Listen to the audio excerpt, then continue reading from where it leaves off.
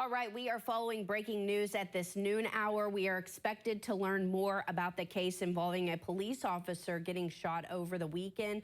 Officials are moments away from releasing new details in a press conference. Let's take a live look of that press conference that is expected to get underway. You can see there Evansville Mayor Stephanie Terry. We will take that live right now. I want to begin by offering my heartfelt gratitude to the men and women of the Evansville Police Department. Events like on this weekend are a stark reminder of the risks that take place that are when they put on their uniform. Every time they take a call, every time they run toward danger, the rest of us are running away. They are the line of defense that keeps our community safe, and I'm proud to stand with them today as they rally behind one of their own.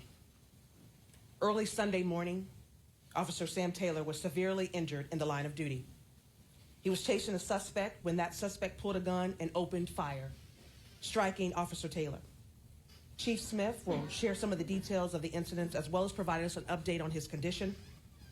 But in this moment, we know that Officer Taylor has a long road ahead. And my thoughts and my prayers and any support I can offer to him and his family and with his brothers and sisters in the Evansville Police Department at this time, I'm willing to do that. This is a senseless act of violence. It was devastating to see. In the instant the suspect chose to pull the trigger, lives were shattered, including his own. The suspect was shot after continuing to fire on Officer Taylor's partner. He is in the hospital now, and when he is released, he will be taken into custody and prosecuted to the fullest extent of the law. Make no mistake, there is no place for this kind of violence in our community. There is no place for violence against our public safety officials. There's no place for violence, period. I feel like I've talked about this too much lately. A teenager died because he and his friends were playing with what they thought was an unloaded gun. A student took a gun to school trying to sell it. We need to do better. We need to be better. As a city, we must not accept this cycle as normal. We must continue to work together, law enforcement, schools, churches, neighborhoods, and parents and families, to protect our youth, to support our officers, and to end the violence that threatens our city. As your mayor, I'm committed to this work to ensure that there are support systems in place for our children to succeed, to not go down the path that leads us to where we are today. I'm asking you to join me. But today, though, I'm standing in support of Chief Smith and the entire police department, and for Officer Sam Taylor and his family, who will wake up tomorrow and the next day and the day after that for the rest of their life facing the consequences of someone else's actions that chose violence. Officer Taylor, I want you to know that Evansville stands with you. We are thinking of you, and we extend our prayers to you. And we are grateful for your service to this community. And at this time, Chief Smith will share more details about this incident.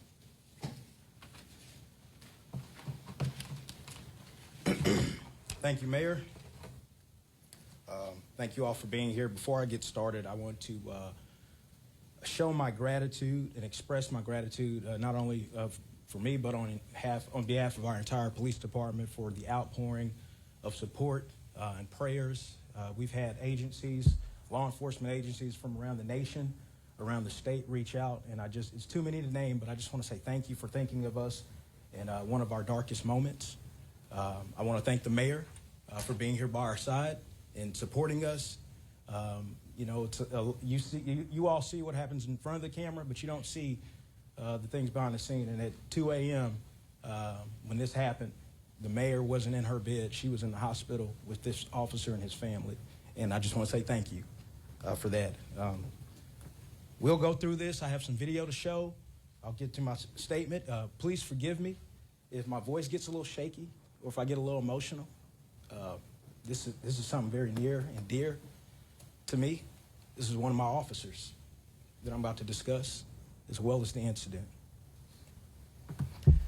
Today, we will discuss the September 21 officer-involved shooting incident that left an officer severely injured and led to the arrest of 18-year-old Jelani Chu of Evansville and a juvenile. On September 21st, around 1:30 a.m., officers observed a blue 2019 Toyota Corolla that had previously been reported as stolen in the area of Virginia and Canal Street traveling eastbound. For those of you not familiar, that is the area near 41 in Virginia where there's a Flying J and a Rally's. A lot of people are familiar with those landmarks. Officers successfully surrounded, Officers successfully, lost my part there, excuse me. The vehicle was occupied by two young black males and it entered the Rally's parking lot located there. Officers communicated a plan to lawfully stop the vehicle using a trained pin technique while the vehicle was at the drive-through window. Officers successfully surrounded the vehicle with their patrol units on all sides and prevented the suspects from using the stolen vehicle to flee. Both suspects fled the scene on foot while leaving the vehicle in gear. The passenger, now identified as Jelani Chu, can be seen reaching toward his waistband as he exits the vehicle. I'll show a video of this so you can see it.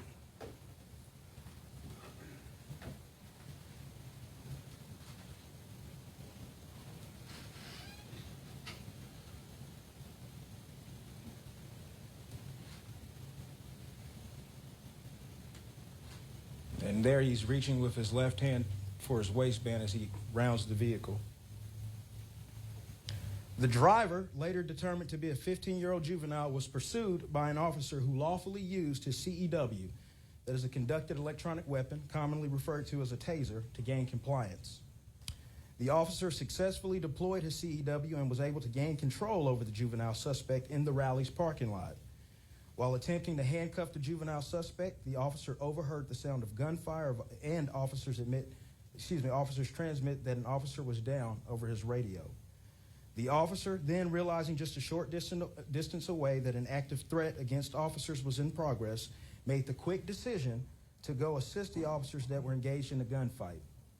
At that point, the juvenile suspect fled with the wires of the CEW still attached to his person. Here's a video of that.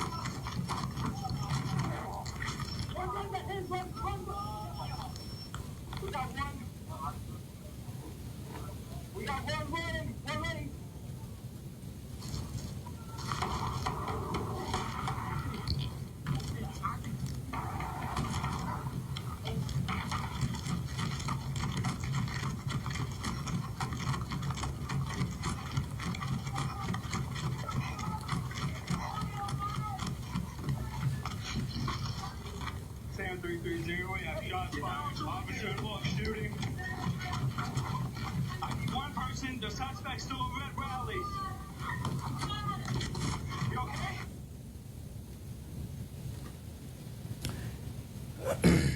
While that officer was engaged with the juvenile suspect, simultaneously, the other suspect, Jelani Chu, was fleeing on foot across the street southbound toward the On the Fly gas station. Chu, by this time, had retrieved his firearm.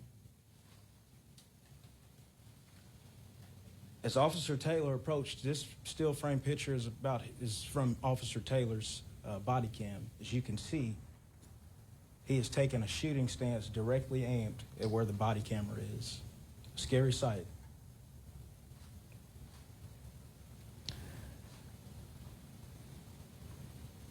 Chu approached a black Chevy SUV that was occupied by a female victim with the intention of carjacking the victim. Chu pointed his firearm at the victim and demanded that she give up her vehicle. The victim complied and exited her vehicle. At this time, Chu realized that officers were gaining ground on him, and instead of surrendering to law enforcement, Chu made the conscious and intentional decision to take a shooting stance and fire several rounds at officers. At least 2 of the rounds fired by Chu made contact with probationary officer Sam Taylor. One grazed Taylor on the left side of his head, and the other struck Taylor in his upper left arm. Officer Taylor immediately goes down when he is struck. He did not have an opportunity to draw his weapon and return fire. Here's Officer Taylor's body cam video.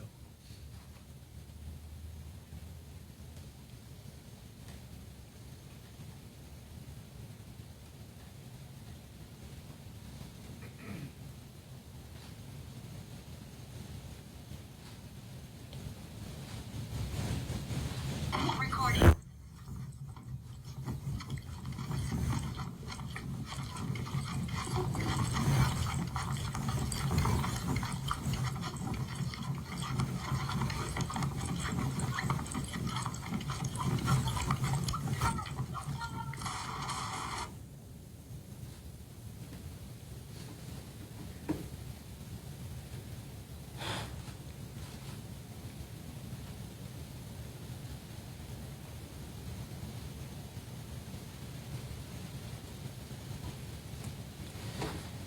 Officer Taylor's field training officer, Officer Seth Gorman, was behind Officer Taylor and saw him go down. Officer Gorman then drew his weapon and exchanges gunfire with Chu. Chu then goes down, and officers were able to gain control over him and handcuff him and begin life-saving measures.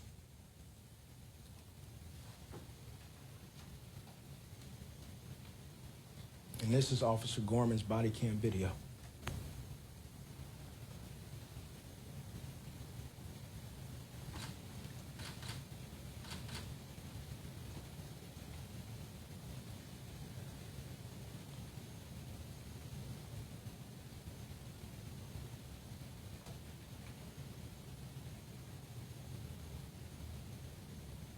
Recording.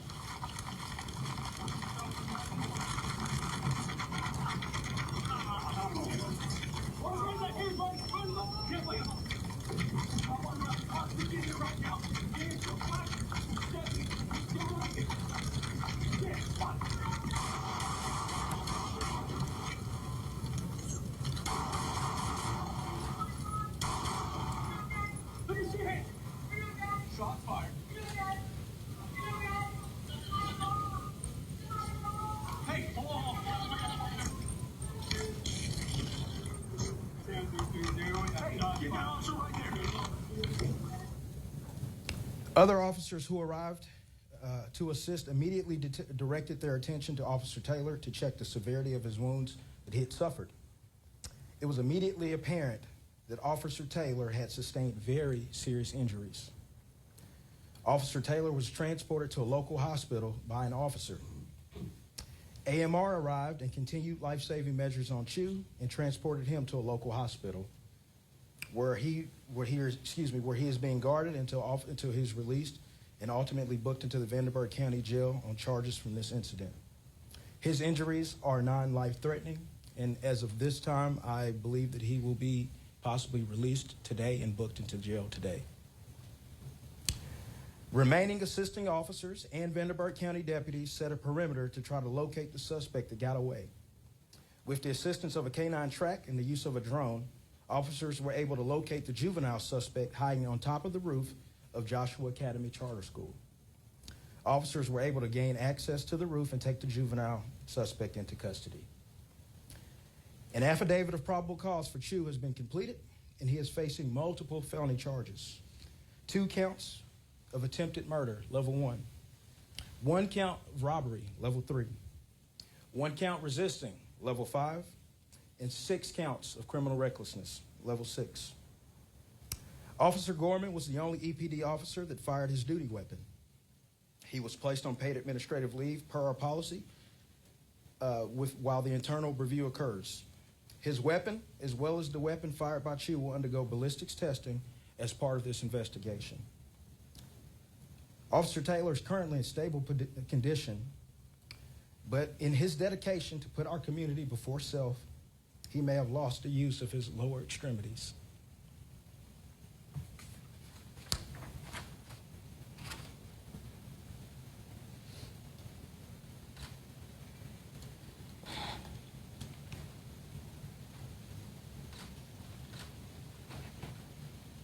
He ran toward the danger that other people run away from. He's a hero. And while we're devastated for his family and for our officers and for our community, we find comfort in knowing that God was with Sam, and that's why he's still with us. And Jaylani, he just turned 18 last month. I want you to know something, Jaylani. You're going to spend the best years of your youth in a cage.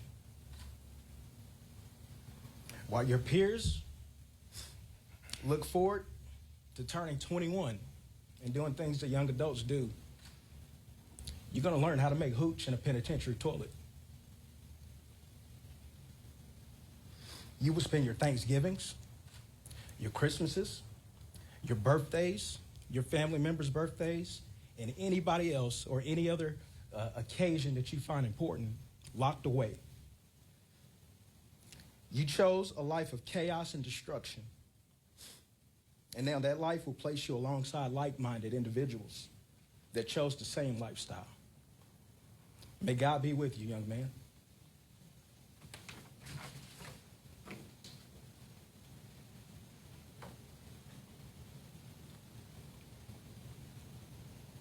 Now, do you all have any questions?